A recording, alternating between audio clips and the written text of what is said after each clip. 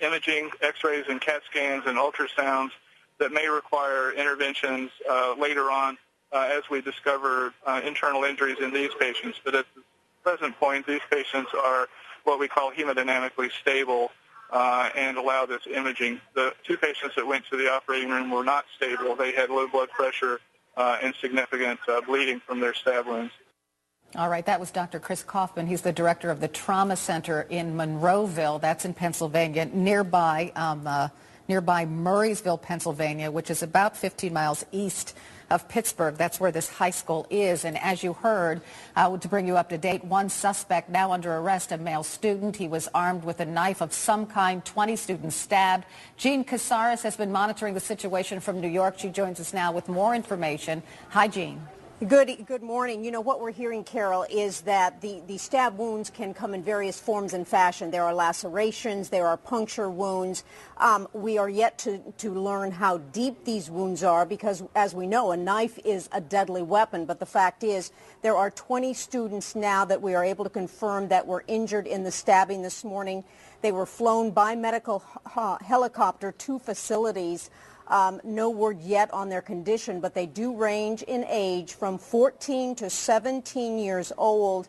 And as you have just said, the alleged perpetrator of these crimes was a student at the high school. He is now being held in custody. And you know, Carol, a deadly weapon can come in any form or fashion, and a knife is definitely that, a deadly weapon. And once again, this is in Pennsylvania, a state that is very, very serious when it comes to attempted murder. Well, authorities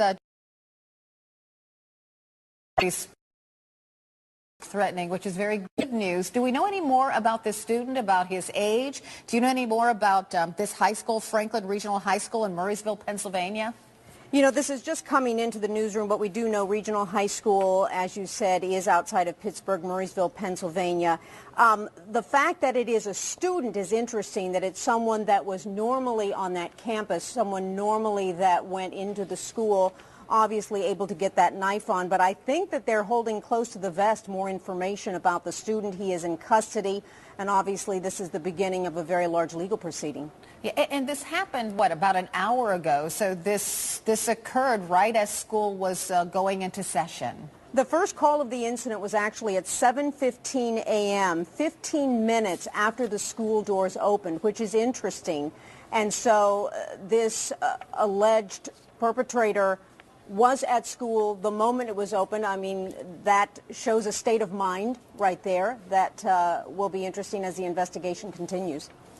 All right, we have Dan Stevens back on the phone. He is the public information officer for the Westmoreland County Police. Welcome back, Dan. Can you just bring our viewers up to date once again with the latest information you have coming out of Franklin Regional High School? Okay, we're at the Franklin Regional High School located in Murrysville, Pennsylvania, Westmoreland County. Currently, we received a call from the school resource at approximately 7:13 this morning that he had some type of an incident going on. When he came back on the radio, after he requested additional assistance, he advised we had a stabbing. When additional officers got on scene, they took the actor into custody, but before he was able to be taken into custody, approximately 20 students were injured.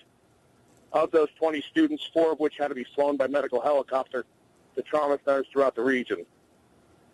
Those students are at Allegheny General Hospital, Forbes Regional Hospital, UPMC East, and University of Pittsburgh Presby. And, sir, how did the officers enter the school? Can you describe that for us?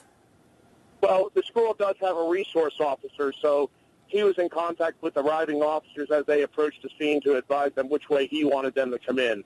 He is staged at the high school routinely every morning, and he goes to other schools throughout the district as the day goes on.